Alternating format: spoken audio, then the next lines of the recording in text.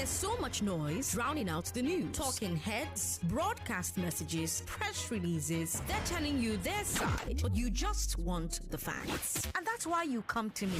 I give you the statistics without spin. Out of 116 million working age Nigerians, 35.5 million are employed full-time. That's 30%. I give you the context. I give you the history. I fight fake news with facts. Kayode.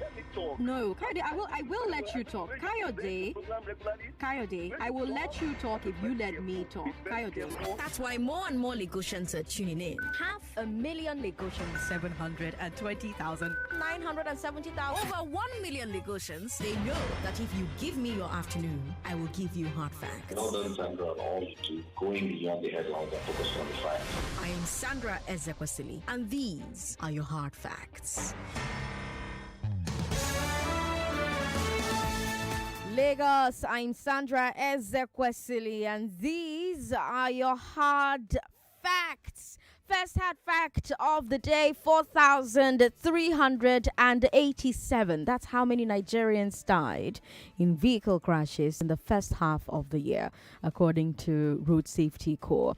Road Safety recorded over 14,000 crashes in this same period. Lagos, I beg, drive carefully. For the sake of yourself, for the sake of others on the road, for the sake of your loved ones, drive carefully. And these days, thankfully, there's less traffic on the road. Less traffic, I know, means that fewer people have money to buy fuel, so that's why they're not on the roads anymore. It's also bad for those who are having to, for those who used to make money once there's traffic. So I'm thinking about the hawkers, right? They made some money when there was traffic. The entrepreneurs who have these hawkers selling for them also made some money. So I'm thinking about the ripple effect of the no traffic anymore. But I sure like that there's no traffic anymore. However, no traffic also means that people are driving as if Lagos is now Formula One. So I beg, calm down. Be calming down. Thank you.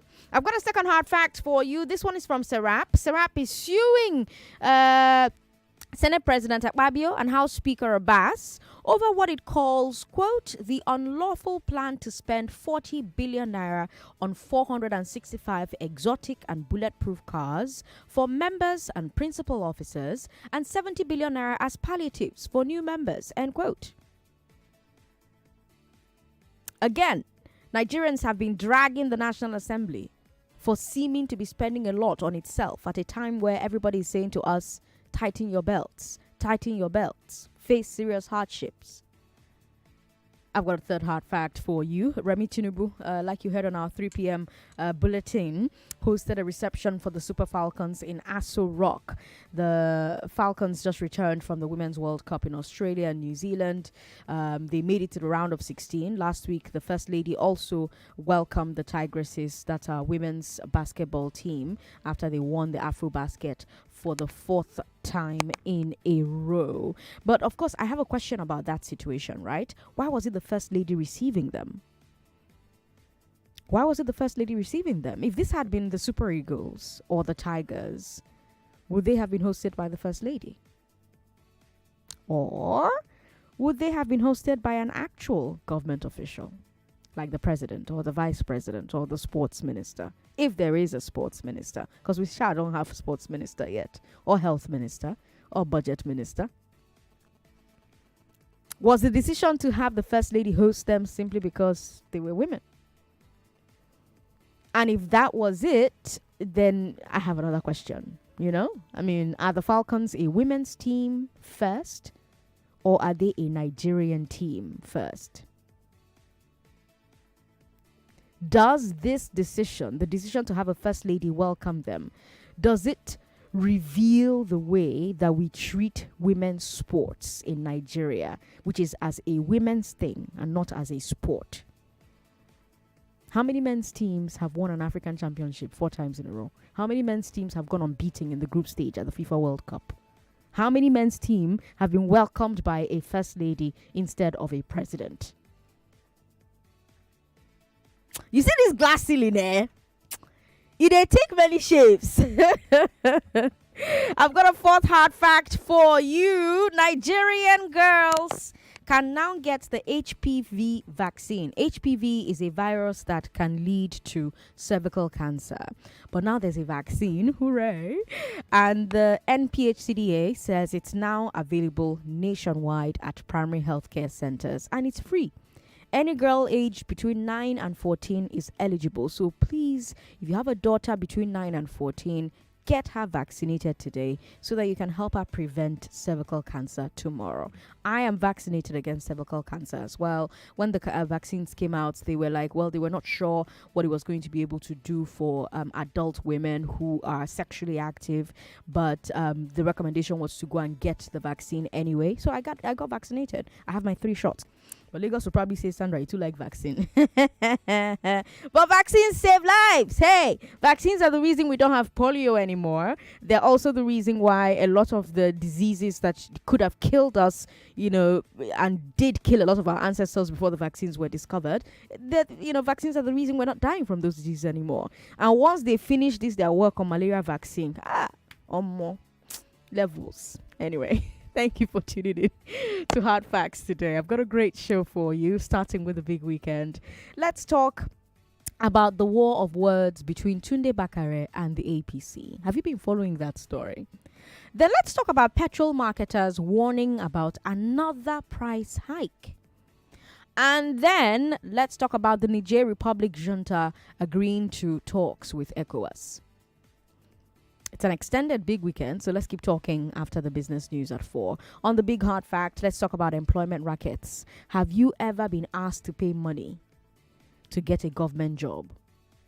To get any job? Did you pay? How did it happen? How much did you pay?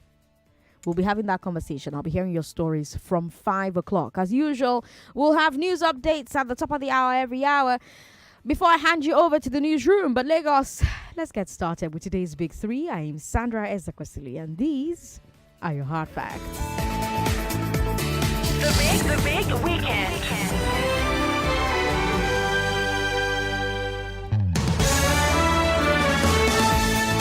Does Bakare have the standing to criticize Tinubu and the APC? How much is petrol in your area?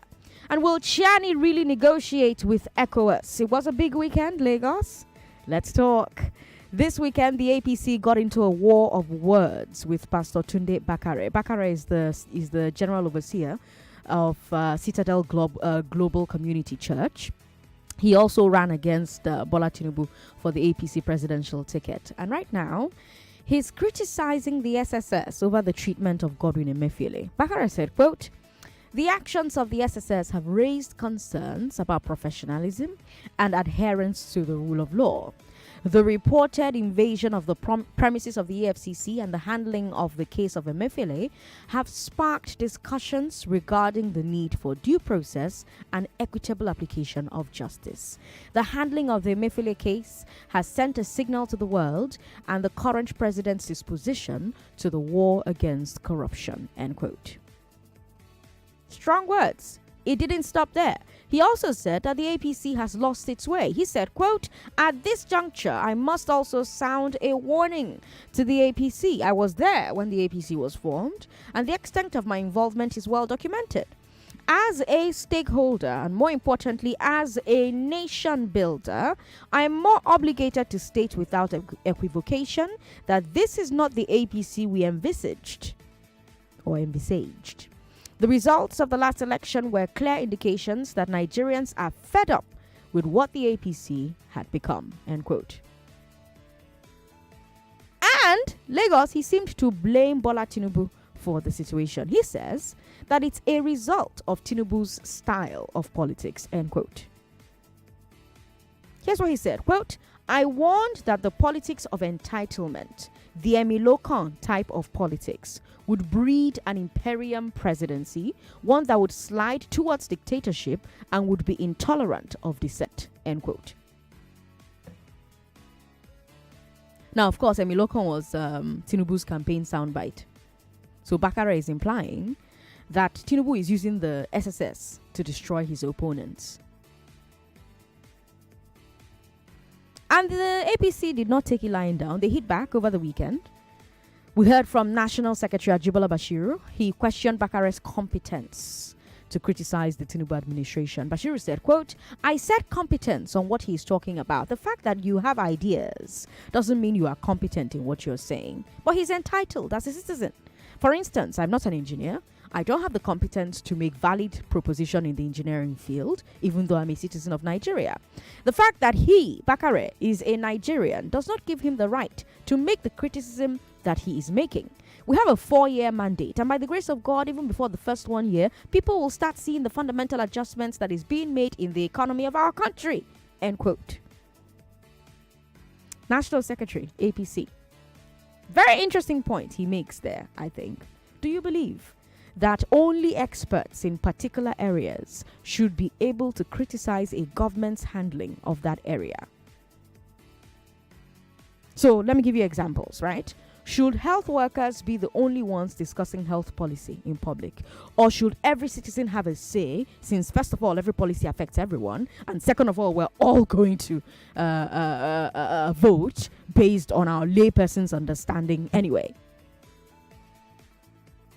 0700-993-993-993. What do you make of Tunde Bakare's criticism of the APC and the president? Do you think he's correct to suggest that the SSS is following Tinubu's lead? Do you agree that the current presidency is embracing an authoritarian style? Or do you think Tunde Bakare is out of line? 01465-7190, 0700-993-993. 993. WhatsApp is 080-959-75805. I've got Feta in the studio with me. Feta is going to be joining me sort of on the show today. Hi, Feta. Hi, Sandra. Good to have you, join us on this side where it's not like, what's up, Lagos? I'm a judge and I'm a jury.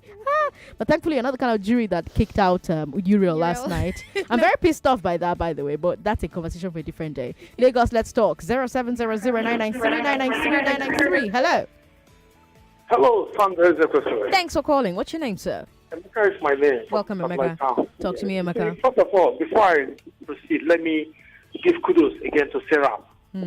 Once again, they have come through for Nigerians. Right. They are the only organization that seem to know what it means to be a citizen of this country, demanding accountability via legal instruments. And to their credit, they've secured so many landmark judgments, albeit some were adhered to, and most of them were not adhered to, but at least they are setting the pace for other people to follow. Yes. On Tunde Bakare, I like to dwell on the message rather than the messenger.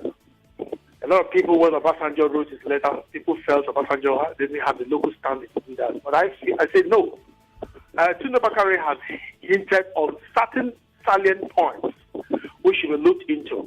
If I were this administration and they really want to make any meaningful impact in the lives of Nigerians, they should be concerned about the import of the message contained during Pastor Bakare's submission. Hello? I'm here.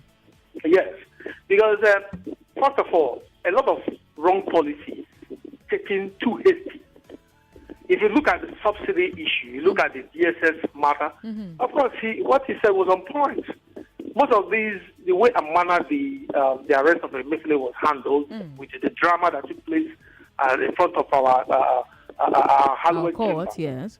Of course, raises a lot of questions about professionalism. While we were growing up, the SSS then were so much revered and dreaded because you hardly seen. All you hear is action. So, and it appears that the DSS now is an instrument of, black intimidation, as it were. So, Bakare raised some issues which, if I were them, they should welcome objective criticism and saying that you must be an expert in a particular field to make comment on it is wrong. You may be a critical stakeholder in that sector, but the policies made there to affect everyone in this country. And as a result, he who wears the shoe knows where it pinches him. So Bakare, like others, should be able to make objective criticism that will help to form well-orchestrated policies to the betterment of every Nigerian. So I want to say that let us dwell on the message rather than the messenger. And again, kudos to Sarah. All right. They are really They are doing well. Thank you very much for calling, Emeka from Satellite Town, 99.3. Hello. Hi, how are you? Fine, Sandra, good afternoon. Good afternoon. What's your name, sir? My name is Ben. I'm calling from neighbor. Welcome. Talk to me. How was your weekend? It was short. How was yours? Are you sure it's fine? So fine. Welcome. So fine. Mm-hmm. Go Go ahead. ahead. Go ahead. Sandra, Yes. you have sharp mouth. Sandra, Yes. this job therapy is doing now, I'm telling you, it's one level supposed. If you say level is doing this in therapy is doing, Nigeria will be better by now. Do you know that all these are senators now? They are the most expensive, and legislators, they are the most expensive. They receive more than American president. The most expensive political office in the whole world. The most expensive Nigerian politicians. They are leaders, they are the most expensive. It's too bad. They're supposed to be collecting grade level 17. Even our president, grade level 17. Our governors, grade level 17. That is how it's supposed to be. That is what Labour is supposed to fight. But you see now that Labour is just concentrated on the pump price.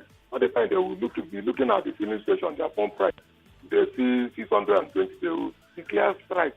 Not only this, there are so many things that are bad in this country. These people, what they are doing is they are sharing billions. It's not supposed to be like that. It's just people that are in America. They'll tell you overseas how they are running governments here. Look at Obama now. When he finished ruling America for 8 years, he went and rented an apartment. And they say that over there now that even if you have a guest, if you say you used to buy him drink, it's not government money. Look at the security vote here. Governors 1 billion. It is too bad. And these people, money that we use to develop Nigeria, they are sharing it among themselves. Thank you very much for calling. We've got Azu Frank joining us from Indonesia. Hi, Frank. Hi, Sandra. Good afternoon. Good afternoon. Welcome. Talk to me. Feta, what did they make you happy? I can watch you from here, Indonesia. I'm seeing you. Just the happy anyhow. All right. Let's go back to the topic. The pastor, he spoke a lot on a variety of topics, and he touched a lot of things. For me, unlike the last caller that said we should not talk about the messenger, I won't talk about the messenger. Now, my issue with the pastor is if he had won the primaries and probably won the election, he would have been the president. And the question is, how are we going to be talking about peace when there is no justice? Now, this is a pastor that knows very well that he's a Yoruba guy. Let's face the fact. He's still supposed to throw he's going to the ring, knowing very well that, look, by the way he's supposed to be talking about justice, the Igbo man is supposed to be the president, kind of. As if I'm talking like now a religious person, let's leave the whole secular stuff. Him as a pastor is supposed to know that, look, he's not supposed to vie for presidency as a Yoruba guy. And I asked myself after the whole talk, and I'm like, is it because you did not win the election? If you have won, you'll have gone in a Yoruba guy. We've had Obasanjo. So what is it? Why can't you talk about the messenger? For me, I think he's just crying foul. That's just how I see it. Have a nice day, Sandra. All right, he's just crying foul, Frank says from Indonesia. Thank you very much, Frank, for calling. We've got messages on WhatsApp. Feta is going to help me take a look at some of those messages. All right, this first one here says, Sandra, that caller from Iba that just called, the one that said you have a sharp mouth, his voice is sounding like Peter Obi's voice. Regards. Okay. Okay. Someone also says your second caller sounds so much like Obi. Okay. On the job racketeering, I just smiled 50,000 naira twice. Even helped to pay. Don't worry. 5 p.m. That's when we'll have that conversation. Don't worry. 5 p.m. Madam Sandra, any government not ready to take in criticism is just synonymous to dictatorship. It saddens my heart that institutions of the state are now being used for political intimidation and harassment. It's really a shame. Celebrity downfall driver with that one. The APC is lame. Do we need to be an expert to understand where Nigeria currently is heading under the current government? Removal of fuel subsidy without ensuring the domestic refinery is working to reduce pressure on FX demand for fuel imports. No clear plan for Nigerians to cushion the removal of fuel subsidy. Floating exchange rates without adequate dollar inflows in highly dollarized import-driven economy. So it's until 4 years' time before Nigerians see benefits. Really. Niyi Omole Lagos. Sandra, we are all feeling the pain and have every right to criticize the government. Meanwhile, Tinubu is following the way of Buhari to use DSS to intimidate citizens. Raf from Satellite Town. All right, thank you very much. Let's take a look at who we have on the phone lines. 99.3, hello. Hello? Thank you for calling. Yeah, good afternoon. Good afternoon. What's your name, ma'am? Ahigbe on the line. Ahigbe. Ahigbe, welcome. Talk to me. Go ahead. Yeah, as regard to the recent talk of Tunde Bakare, Mm-hmm. apart from being a Yoruba or he contested for the presidency, any might have every right to contest, whether you are from Igbo or from any part of the world. What he has said is the right thing. Tinubu said that the money was being shared within the inner caucus cycle of the cabal.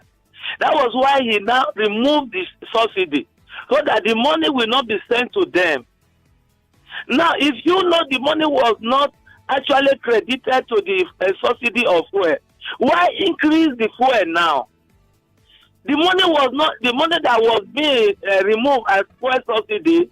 It was not on the benefit of the entire Nigeria. And that is what he said. And that is only the few people are sharing the money. He is part and parcel of the government, and he knows those who are sharing the money. He would have increased the fuel, because now by removing the subsidy, you say increase the fuel. So the money added to the fuel, is it going to cabal now? So that's what we want people to know. Now that you have removed the fuel subsidy, the cabal are not sharing the money again. What of the income of the double price of the fuel subsidy? What of the money now we are using to buy fuel? About 500. Before it was just 180 or 210. Now it outshined the former price. Who is taking this present money now? Good question. We'll take a break. When we come back, I'll answer that question from Aigbe. Lagos, I'm Sandra Ezekwesili. This is Hard.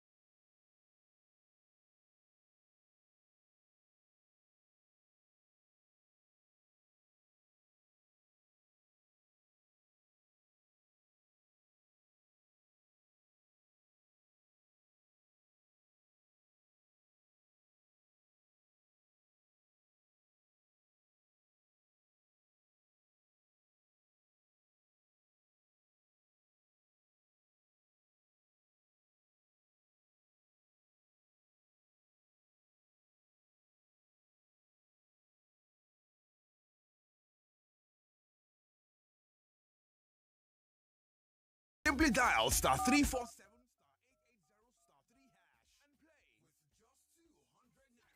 Not suitable for persons under the age of 18. And remember to please play responsibly. Terms and conditions apply. You are listening to your number one station for talk.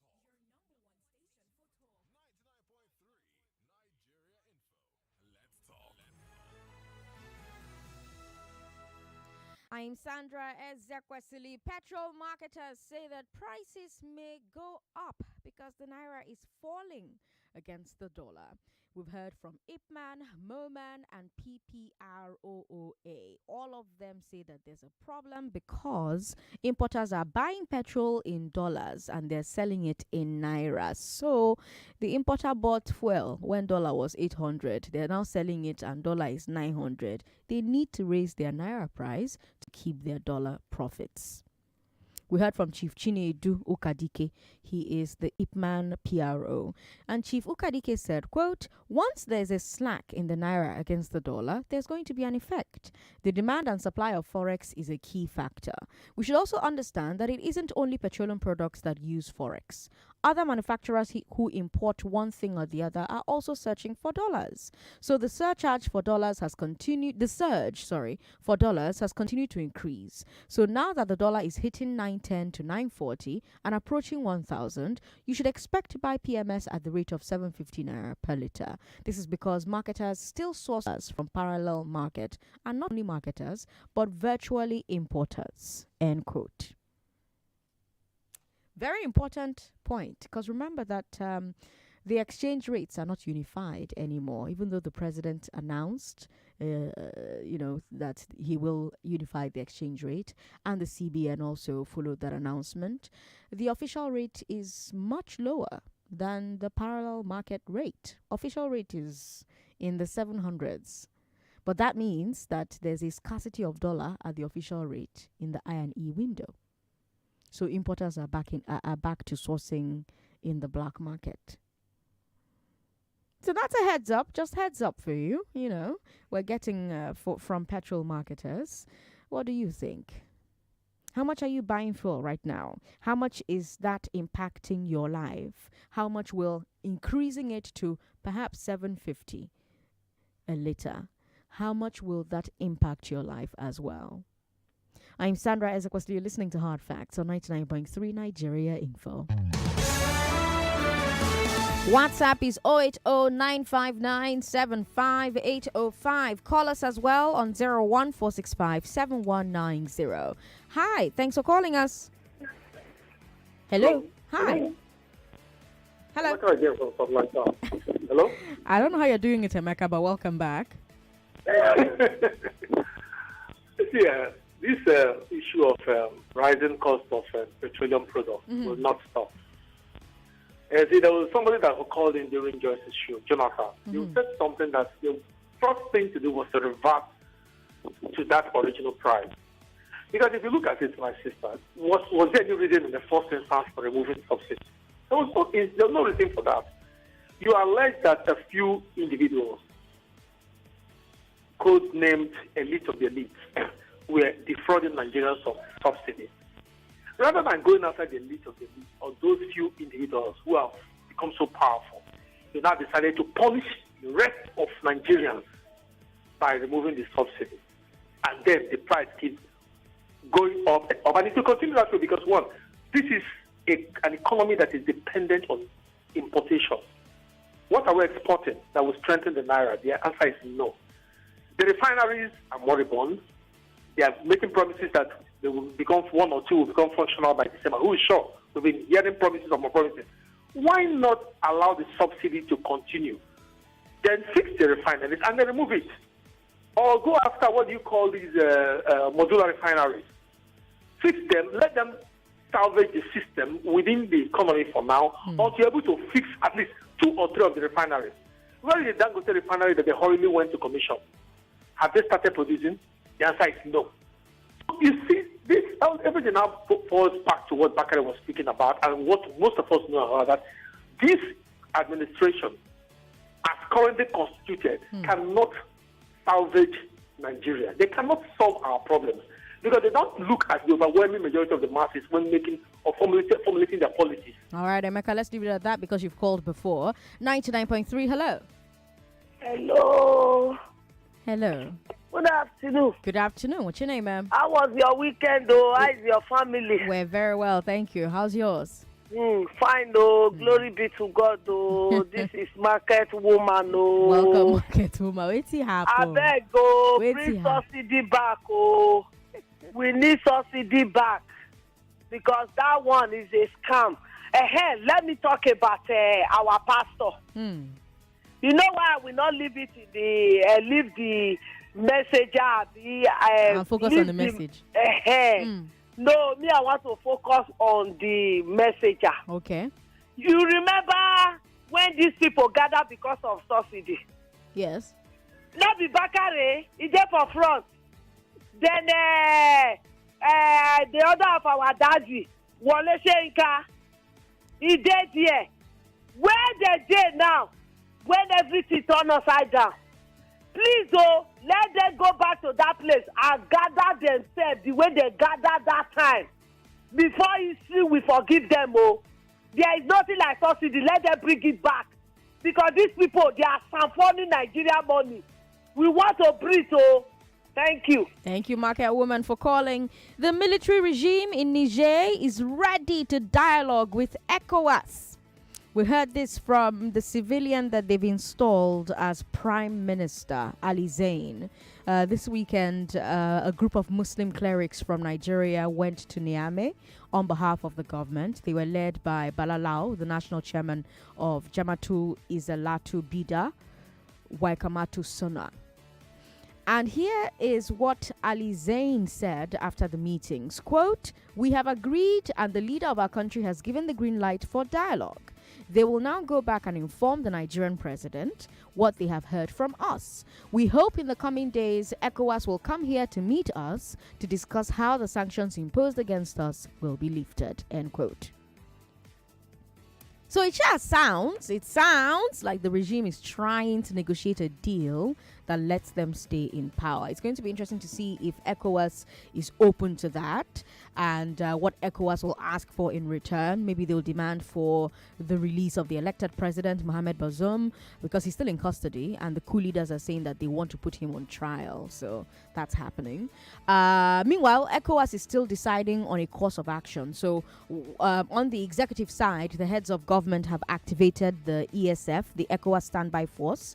But on the legislative side, the ECOWAS parliament is split. The parliament met virtually this weekend and they met to discuss the next steps. And even among our Nigerian representatives, there was a split. So you had the anti-military side and the military side. On the anti-military side, you had Idris Wase and Ali Ndume. Wase said, quote, "We should be careful not to start what we cannot finish. When the Russia-Ukraine war started, people thought it was going to be a sharp war. A year after, the war lingers with the attendant economic squander and wanton destruction of lives and property. The sub-regional chiefs know what they stand to benefit economically. That's why they are eager to militarily intervene in Niger. Most of them are corrupt. Any war on Niger will have adverse effects on 60% of Nigeria, especially northern Nigeria." End quote. That's Idris Wasi speaking there.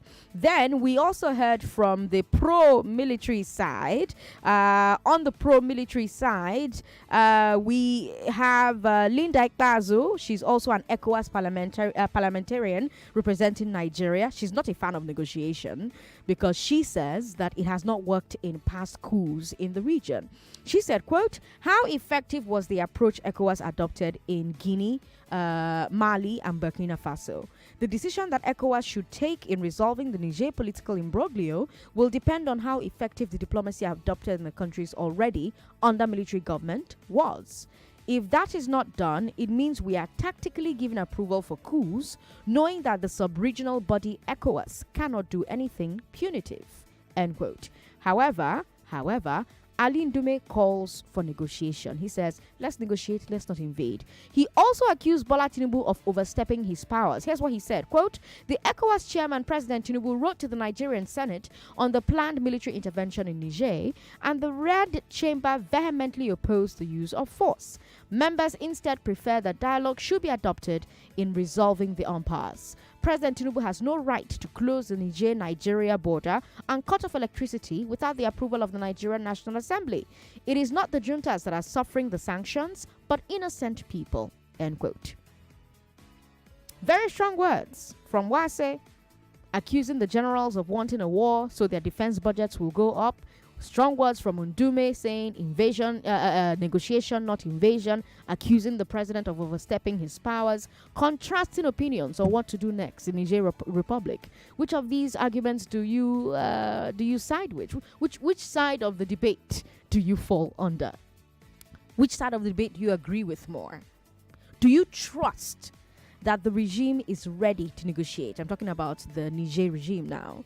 Do you think that it is ready to negotiate, or do you think that they're just buying time? Do you think that they've changed their tune because ECOWAS is showing a readiness to sending troops? Could that be why they're changing their tune? Share your thoughts with me. 0700-993-993-993 01465-7190 0700-993-993-993 01465-7190. WhatsApp is 080-959-75805. 99.3. Hello. Thanks for calling us. Dear customer, the MTN. All right. 99.3. Hello. Hello. Hello. Thanks for calling. Hello, Sandra. Yes, welcome. What's your name? It's Ben. It's Ben from Iba. Ben, welcome back. Ben, they say you sound like Peter Obio. It's my brother now. It's my brother. Daddy, yes, daddy. Yes, daddy. Daddy, please. Yes,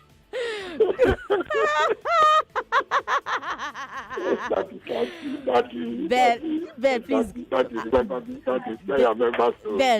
you know that they are marginalizing me. Okay, Sandra. All right, Sandra. Yes. You see, first subsidy, Yes. It's scam.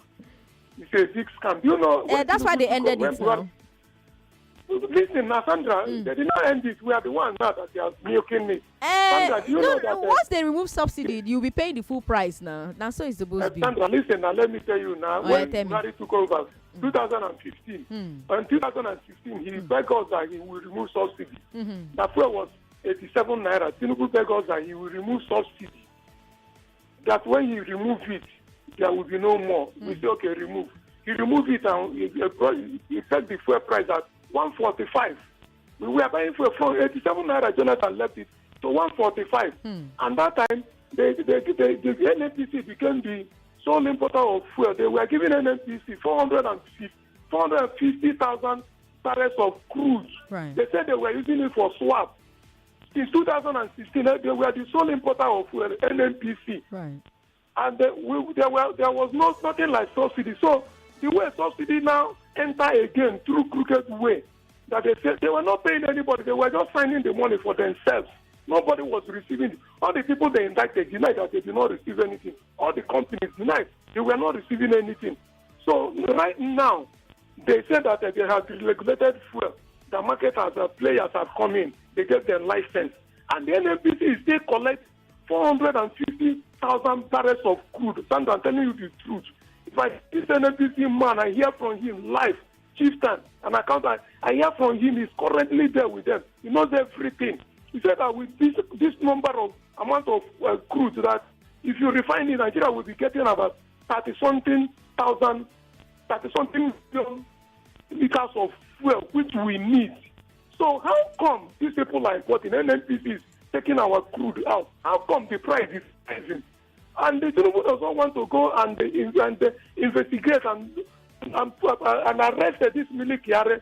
He has been milking Nigeria since for how many years? All right, Ben, thank you very much for calling. We've got TA on the line. TA, welcome. Talk to me. Hi, Sandra. Welcome.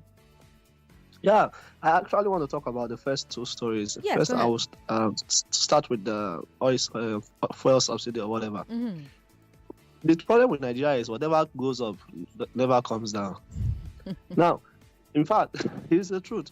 These people that they are removing fuel subsidy, I keep on imagining what's going on, because they keep on saying that dollar prices is this, but where we are here, is it that the dollar prices is not affecting us here? Because what we notice here is that there is no subsidy, but every day the price of fuel keep changing. It reflects everyday dollar rate. So, for example, you may see that we are buying petrol for €2 today, and tomorrow you can be buying it for 1.5 euros. So, what's the problem of Nigeria such that it's only going up and not ever reflecting the rate of dollars? Because the thing is, naira rate is not staying steady the way euro is staying against the dollar. In fact, euro is stronger than the dollar right now. Euro gained on the dollar right now, right? So with naira, it's different. So 1 naira used to be 400 and something official rate, and then it climbed to 7 something. Now it's at 900 and something. That 900 and something is not the official rate, it's black market rate.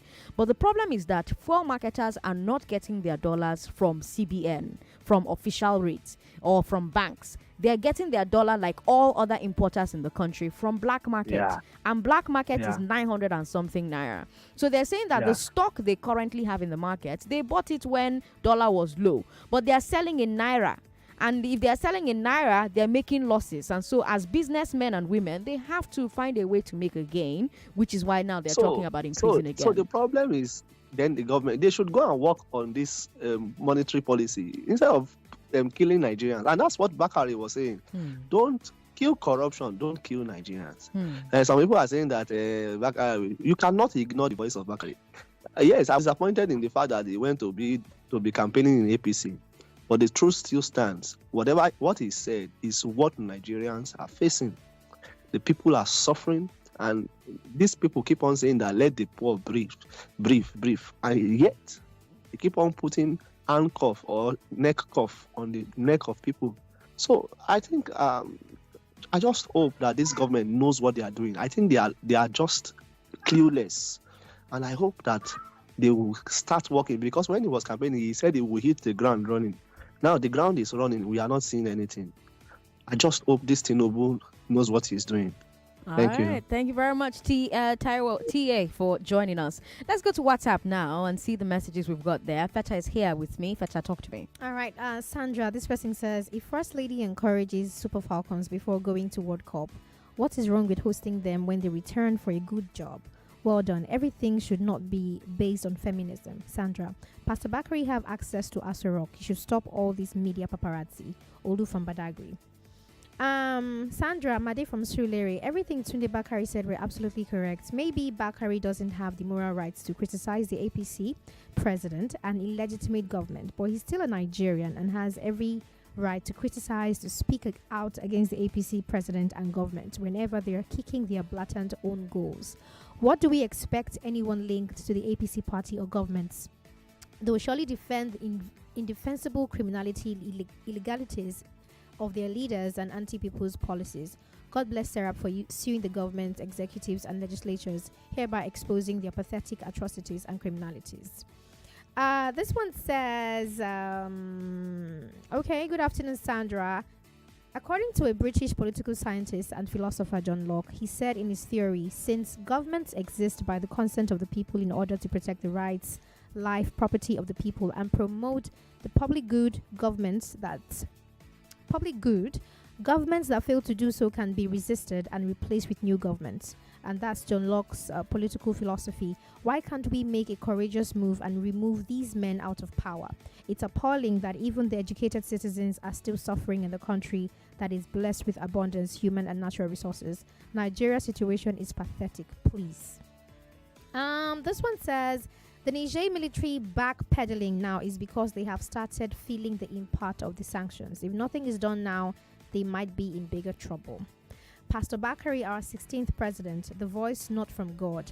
He shocked me. Niger juntas are aware that their 12K troops can't stop ECOWAS intervention, but I prefer dialogue, I beg. That's Greenish. All right, Greenish. Let's More? come back to the phone lines. Okay. 99.3. Hello. Hello. Yeah. Sandra, good afternoon. Good afternoon. What's your name, sir? Engineer Opera. Welcome, from, engineer. Lekki at the moment. All right, talk to me. I just want to appreciate Nigerian Info and the staff for the good job you guys are doing. I really want to appreciate all of you, and the CEO, everyone in the studio, those on, doing this, all the whole, making sure that we get this program, right on time. God bless you all. Oh, thank you. What I want to say about the Niger, I think the Niger has begun to understand that they still have a stand, they still have a chance to dialogue and make their points or their stand known to to ECOWAS, and that's why they are still a window opening for them, to negotiate or to dialogue with the ECOWAS, and probably because there's something ECOWAS does not know, probably they need to now open up the ECOWAS and let them know that this is probably the reason why they took the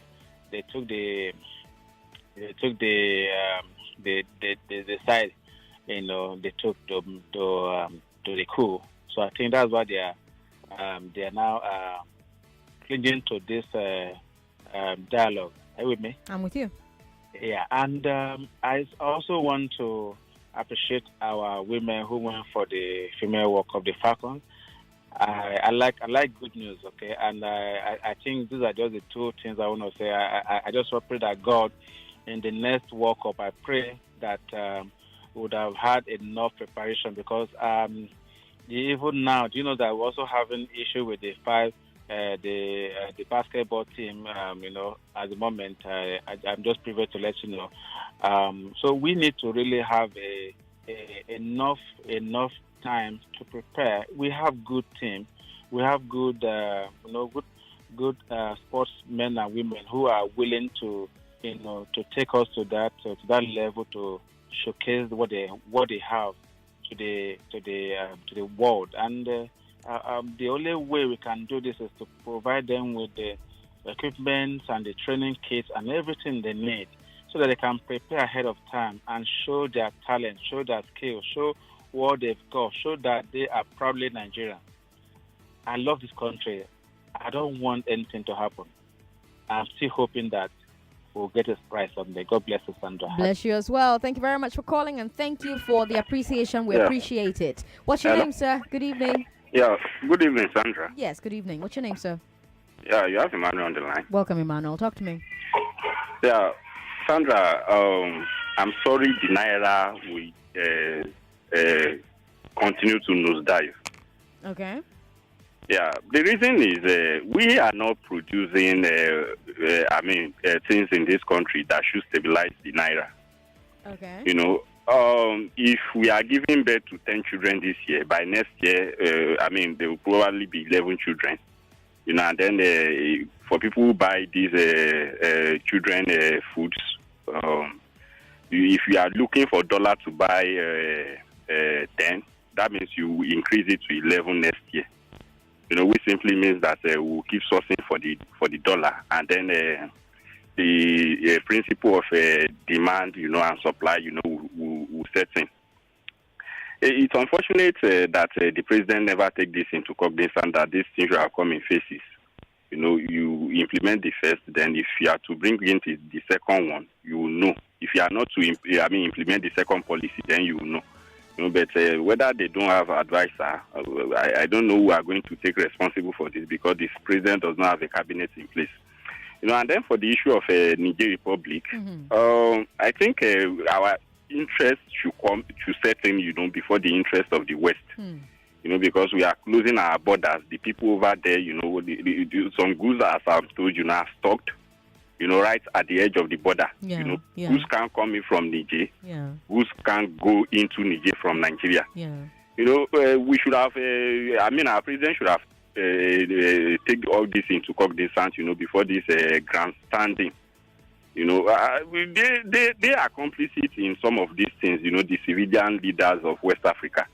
They should, because some of their failures are the reason why these military guys are bold enough to come in, because they give excuses of insecurity, poverty, corruption, and so on, which is largely fueled by these civilian leaders. So they should give their people dividends of democracy and democratic amenities. So some of these military guys won't have these excuses, but in my own view, we should, our personal interest, should come in. The president should, look around, check the books and look everything, things that will personally, influence Nigeria into moving forward should be taken into cognizance before some of these policies, are implemented. Thank you. Good afternoon. Thank you very much, Emmanuel, for calling. Feta, we've got more messages. Let me hear them. Olushoga says that ECOWAS leaders meet for their selfish interests. They will never meet to complain about bad leadership in any West African country, but be fast to meet when there is a coup. ECOWAS failed the test when they allowed the military to remain in power in Burkina Faso, Guinea, and Mali. So what's so special in Niger? The citizens welcome the military, so why can't ECOWAS go and sleep as usual and let peace reign in West Coast? And that's from Olushoga. Good afternoon. Henry from Bariga says, dialogue is the option in Niger coup. If the ECOWAS go ahead on military option, firstly, they will kill the former ousted president and all political detainees. Already, ECOWAS is divided among themselves. All the sanctions being leased on Niger, it is the public of Niger that suffers. No amount of dialogue will bring back the ousted president, for which the juntas know that giving back the government to the ousted president will lead to the crime of the mutiny. Sandra, okay, I don't think this is important. Wait. Let me see. I gotta see. Okay. Some people, I beg. All right. This person says, is this president a Moses or Pharaoh? Getting red. Good afternoon, Sandra. It's a pity. Okay, any situation that will make the president come out live is prevented by APC. The reason the first lady played the role of the president. Okay. When a wise man fails, he takes the blame and make corrections. But when a foolish man fails, he blames others and looks out for other failed folks to be compared with. Nigeria don't fail. She should sacrifice her life for it. Patrick Ebu from Ogba. Raphael says, Sandra, scarcity has started already. Please investigate. Thanks. Already? That's what he says. Lagos.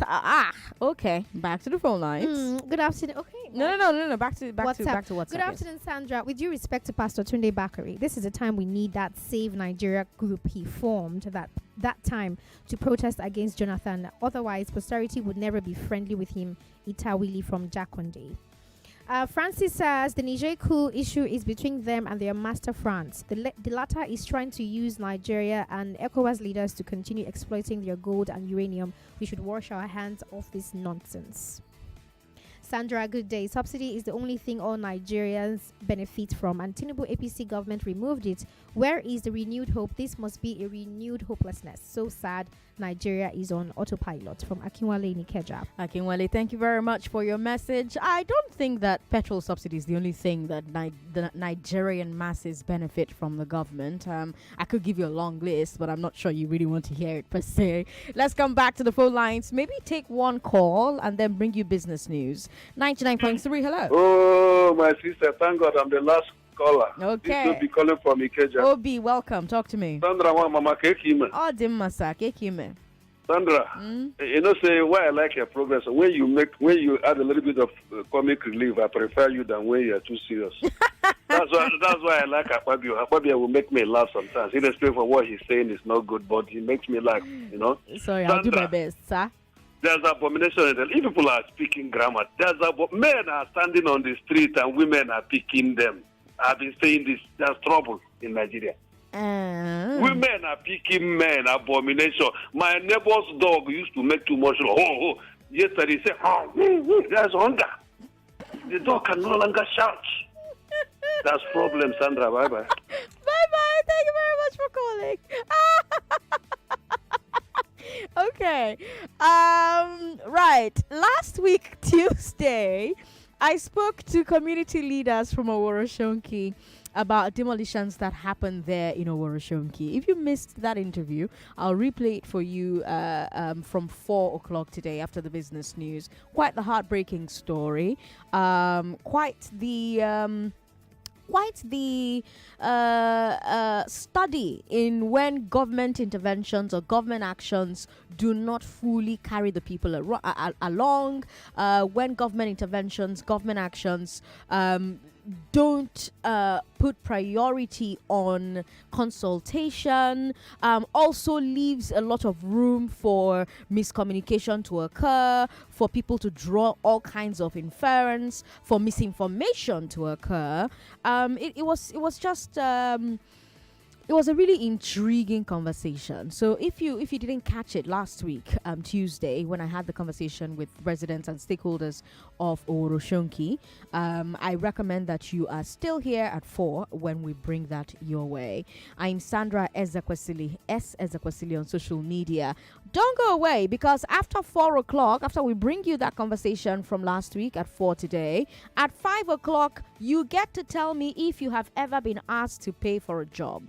I told you about the FCC, Federal Character Commission, going through a wild scandal at the moment because it came out that they were doing proper racketeering there for people to get jobs. And so today I want to bring it home. I want to make it about you.